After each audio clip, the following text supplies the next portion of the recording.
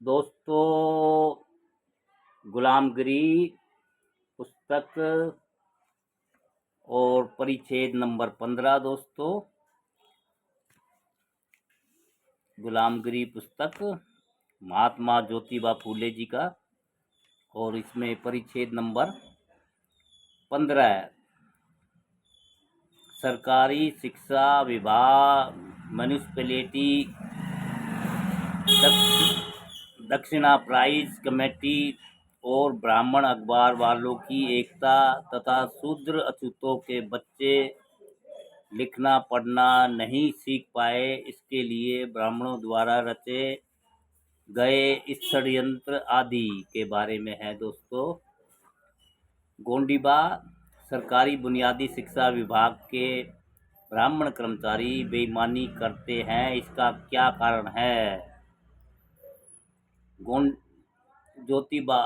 ज्योतिराव फिलहाल जिस पुस्तक के कारण ब्राह्मणों के सभी धर्म ग्रंथों में, धर्म शास्त्रों में, साहित्य में जो बेईमानी पूर्ण बातें लिखी गई हैं, उनका रहस्य खुल जाएगा, उनकी बेइज्जती होगी। इस बात से वे लोग भयग्रस्त हो गए हैं। उन्होंने अपनी भोली भाली सरकार को कभी कभी अकेले में मिलकर और कभी कभी अखबारों के द्वारा तरह तरह की गुलाबी रंगीन मिसाइलें देकर उनके अधिकार में जितनी सरकारी पाठशालाएं हैं, उन सभी में सरकारी बुनियादी शिक्षा विभाग द्वारा उस पुस्तक का बहिष्कार घोषित कर दिया गया।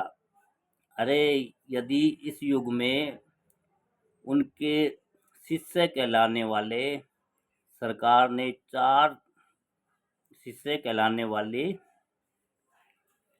ने चार स्वार्थी तथा कथित ब्राह्मणों की गुलाबी दलीलें सुनकर तमाम सरकारी शिक्षा विभाग में उस तरह की महत्वपूर्ण पुस्तक को पाठ्यक्रम से बाहर किया, तो हम क्या कहें। पहले के ज़माने में इन्हीं अज्ञानी अधिकारियों ने चार धर्म भ्रष्ट पाखंडी पुरोहितों के कहने पर उस तरह का उपदेश देने वाले उपदेशक को सूली पर चढ़ा दिया था। इसलिए ब्राह्मण पंडित पुरोहितों की उनके धर्मशास्त्रों की पोल खोलने वाली पुस्तक को स्कूलों के पाठ्यक्रम से बहिष्कृत कर दिया गया। तब हमें क्यों आश्चर्य लगना चाहिए, गोंडीबा? लेकिन इसमें सरकार का क्या दोष है, उसके बारे में जरा समझाइए ज्योतिराव। इस बात को हम कैसे माने कि इसमें सरकार का कुछ भी दोष नहीं है, क्योंकि सरकार ने जिन तथाकथित प्रगतिशील ब्राह्मणों की दलील पर उस तरह के सत्य को कहने वाली पुस्तक को स्कूलों के पाठ्यक्रम से बाहर निकाल किया, फिर उस पुस्तक का विरोध करने वाले लोगों ने तैयार की हुई पुस्तक सरकारी विभाग द्वारा स्कूल के क्रमों में लगवाकर फिर उन्हीं लोगों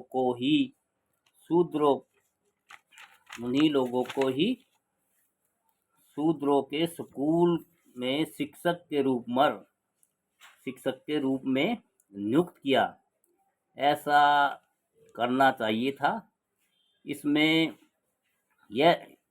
इससे यह सिद्ध होता है कि कल तक उस पुस्तक को जिस प्रतिवादियों ने सरकारी विभाग से बहिष्कृत करवाया, सभी नई पुस्तकें शिक्षा विभाग से बहिष्कृत करने के बजाय सरकार उनको अनुदान स्वरूप बड़ी बड़ी रकमें देकर उन लोगों को ही सभी सरकारी स्कूलों में शिक्षक के रूप में नियुक्त करके उनको उस पवित्र पुस्तक के विरुद्ध शूद्रों को गलत उपदेश देने का अवसर क्यों दे रही है।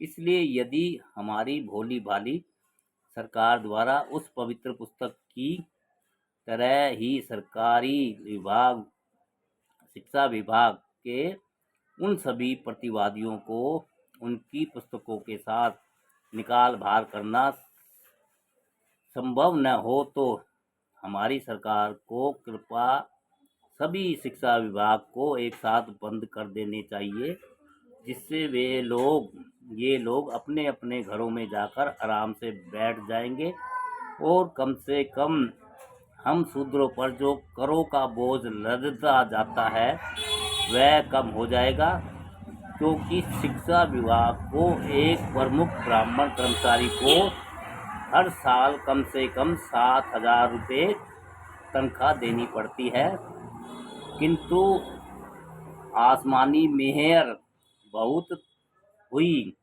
तब बताइए कि इतनी रकम तैयार करने के लिए शूद्रों के कितने परिवार एक साल तक दिन रात लगे रहते होंगे। कम से कम 1,000 शूद्र परिवार तो इसमें लगे ही रहते होंगे। दूसरी बात, इस मुआवजे के बदले में इस बृहस्पति ब्राह्मण से शूद्रों को सही में कुछ लाभ भी होता है।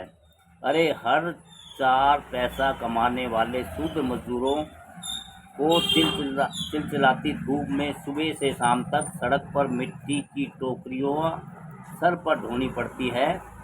उस बेचारे को कहीं जाने के लिए एक पल की फुर्सत नहीं मिलती, जबकि दूसरी ओर हर दिन बिना काम किए बिगड़ शारीरिक श्रम के हर दिन 20 रुपये मिलने वाले ब्राह्मण कर्मचारी स्कूल में खुली जगह पर कुर्सी पर बैठे रहते हैं।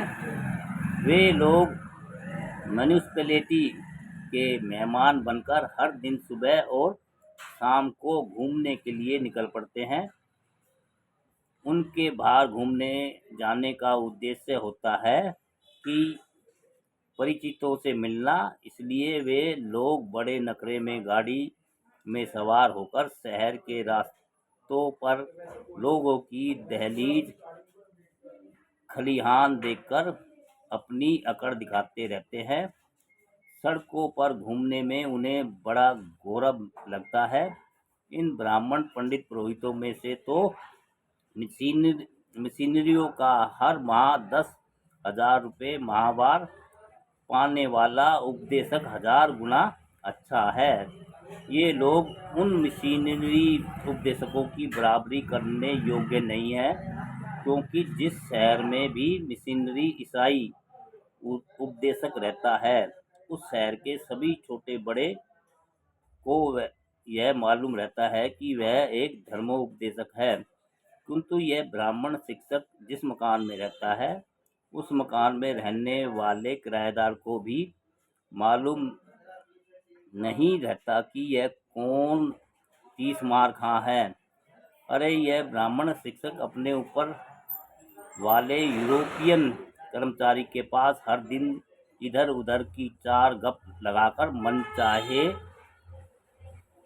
तब घंटों स्कूल में बच्चों को पढ़ाकर उनको साल में 2-4 लिखित रिपोर्ट कर देता है। हाँ हाँ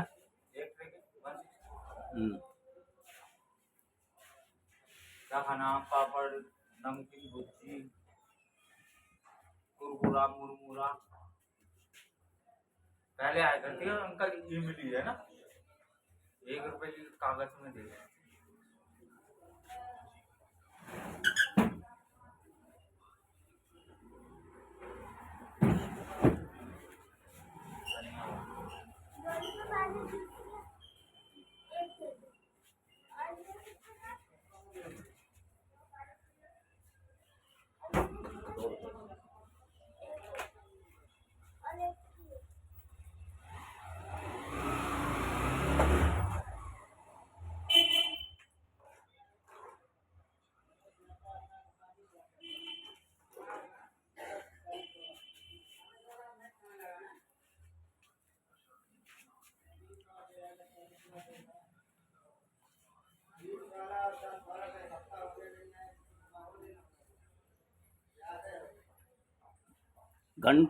घंटों स्कूल में बच्चों को पढ़ाकर उनको साल में 2-4 लिखित रिपोर्ट कर देता है, और ऐसे लोगों को ही 4 पढ़े लिखे लोग ईमानदार और देशभक्त कहते हैं।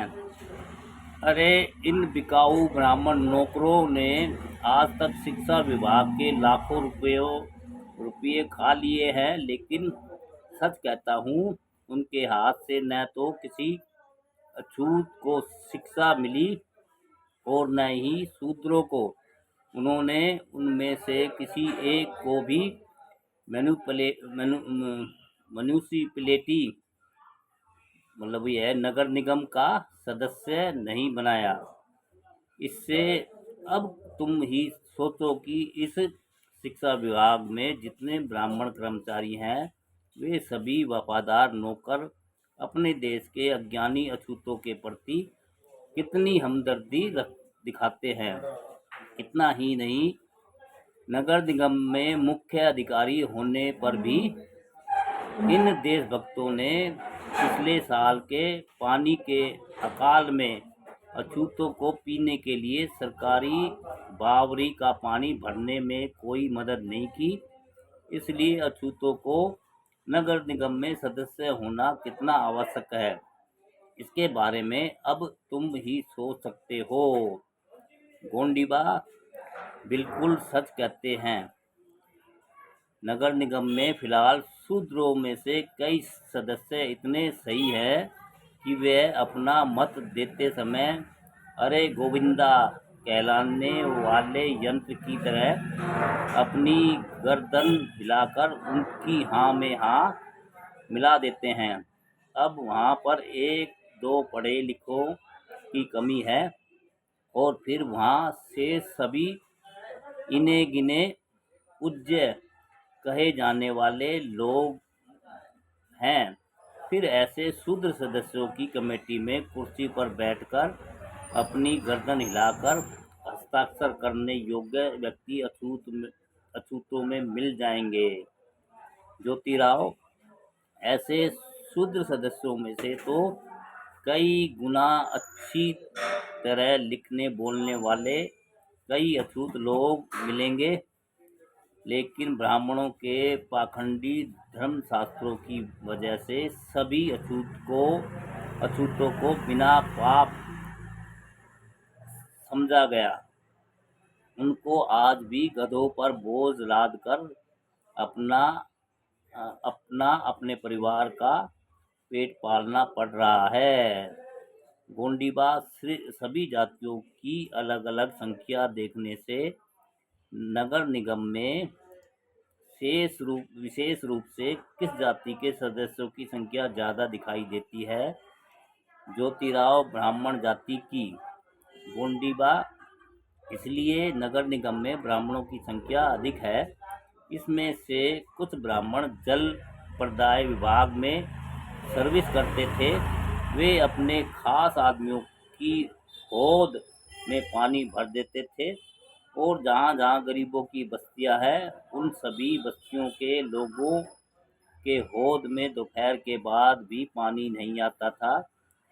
पानी पीने के लिए बहुत दूर दूर जाना पड़ता था।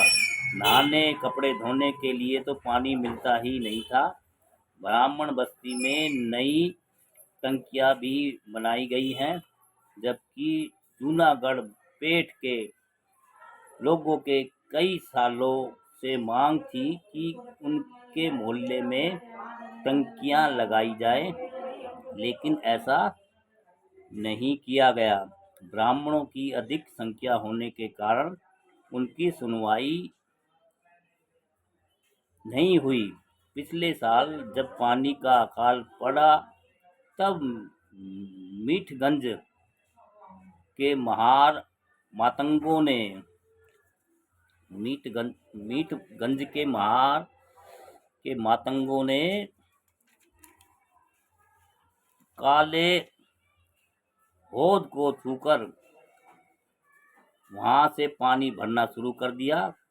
तब कहीं नगर निगम को होश आया। इसके बाद में मराठी अखबारों के पत्रकार सरकार को क्यों आगाह नहीं कर रहे हैं? ज्योतिराव इसी मराठी अखबार के संपादक ब्राह्मण होने के कारण उनके विरुद्ध रिपोर्ट नहीं लिख रहे होंगे।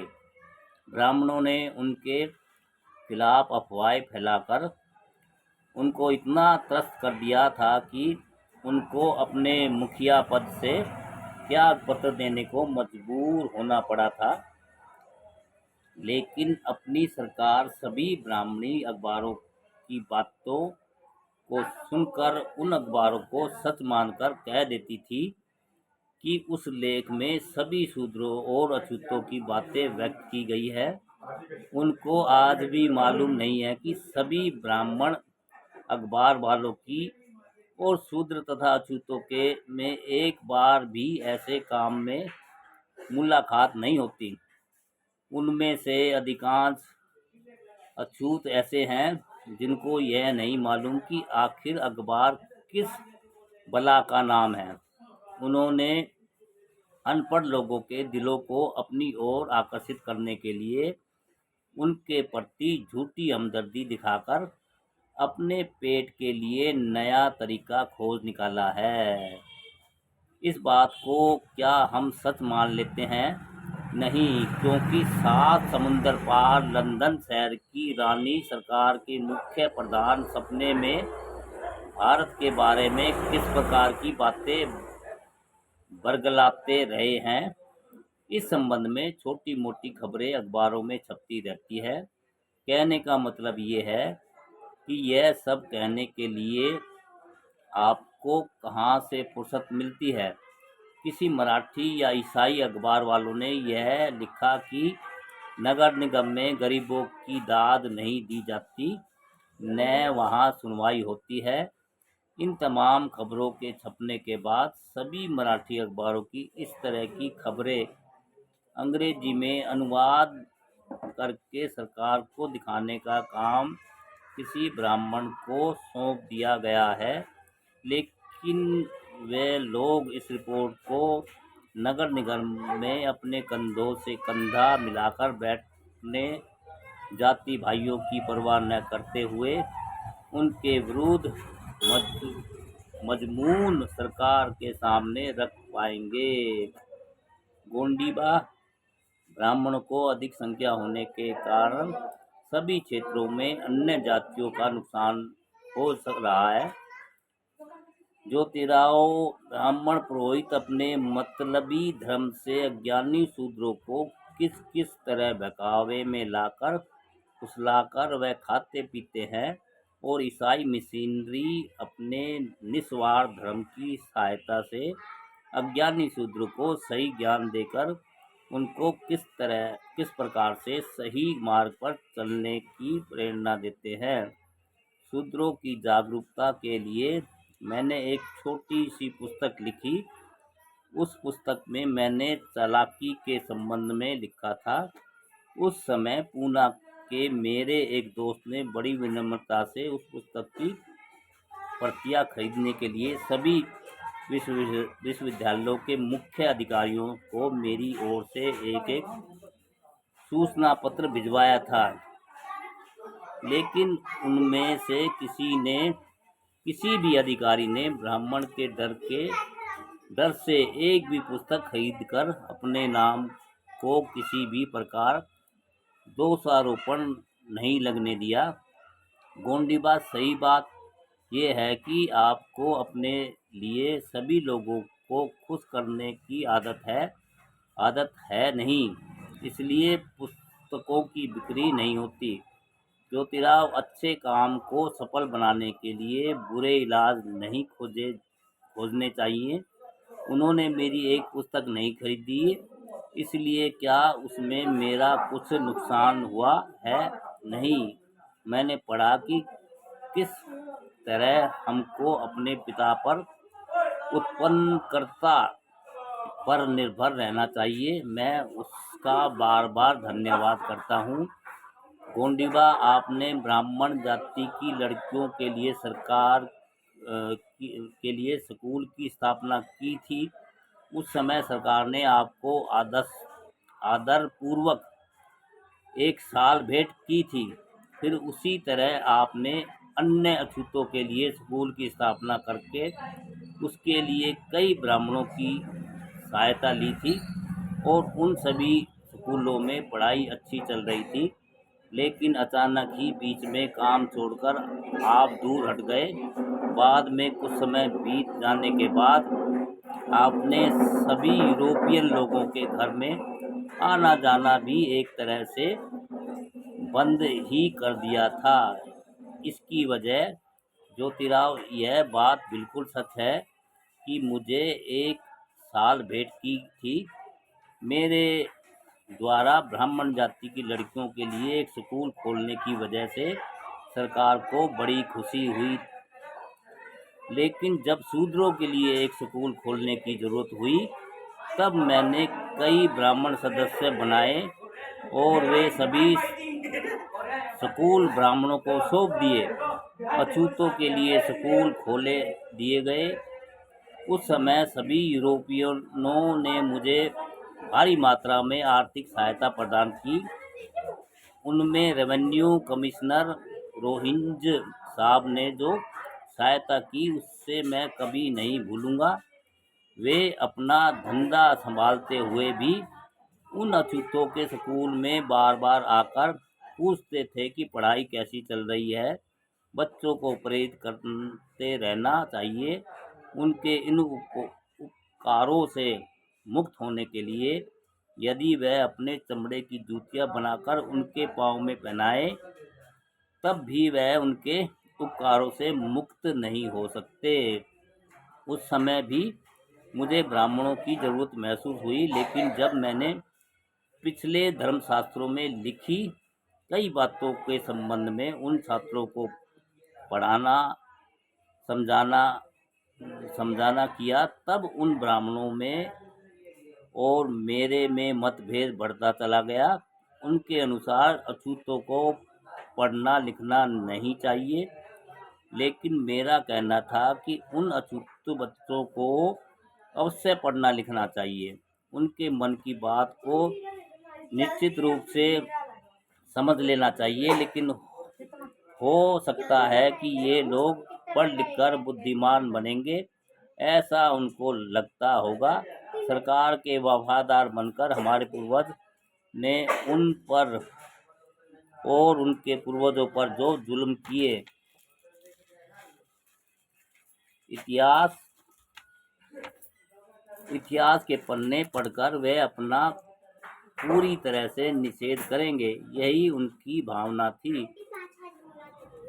जब उनके और हमारे बीच मनमुटाव बढ़ता गया तब मैंने ब्राह्मण पुरोहितों के स्वार्थीपन को समझ लिया और उनसे दूर हट गया। इसी समय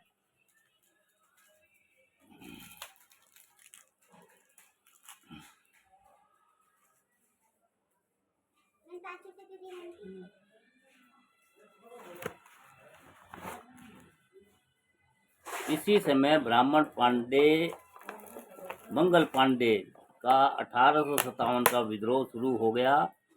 वे मुझे देखते ही अपने चेहरे पर मायूसी लाने लगे।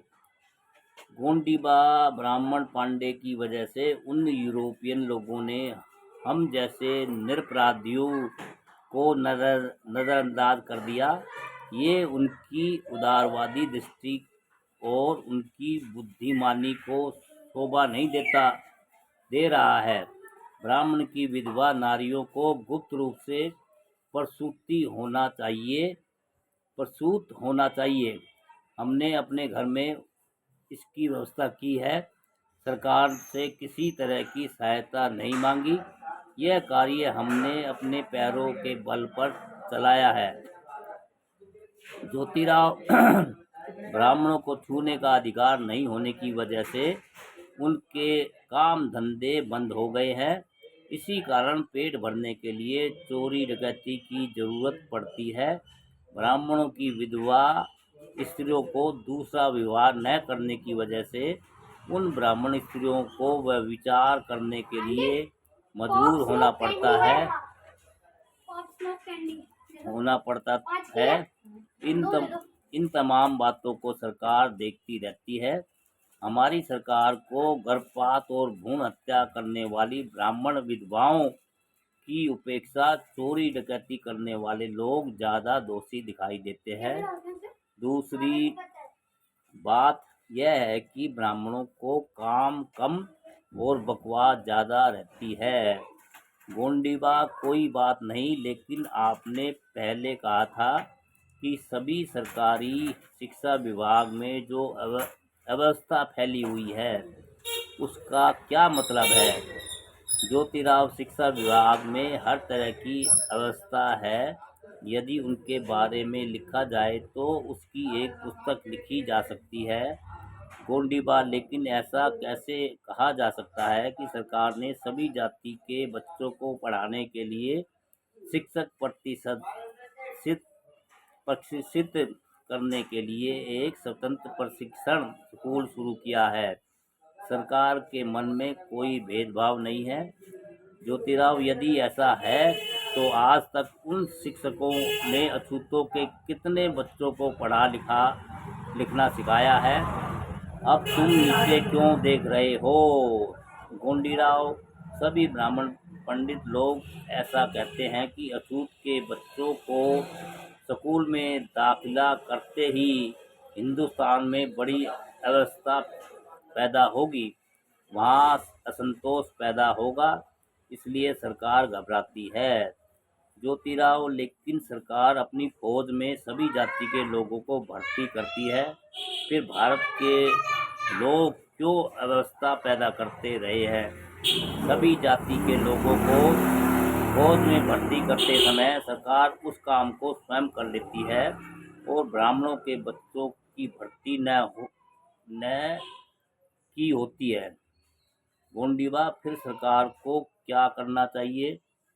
ज्योतिराव, सरकार को मेहरबान होकर इस काम को सभी यूरोपियन कलेक्टरों के हाथ में सौंप देना चाहिए, तभी यह शिक्षा के प्रचार का कार्य सफल होगा, वरना नहीं। ब्राह्मणों पर किसी भी प्रकार का भरोसा नहीं करना चाहिए। गांव-गांव जाकर सभी को यह समझाना चाहिए कि पढ़ने लिखने से क्या क्या लाभ होता है।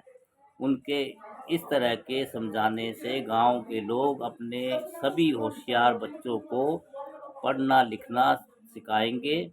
यूरोपियन कलेक्टर के कहने से शिक्षा के प्रचार प्रसार का काम सफल होगा, ऐसा हमें दिखता है।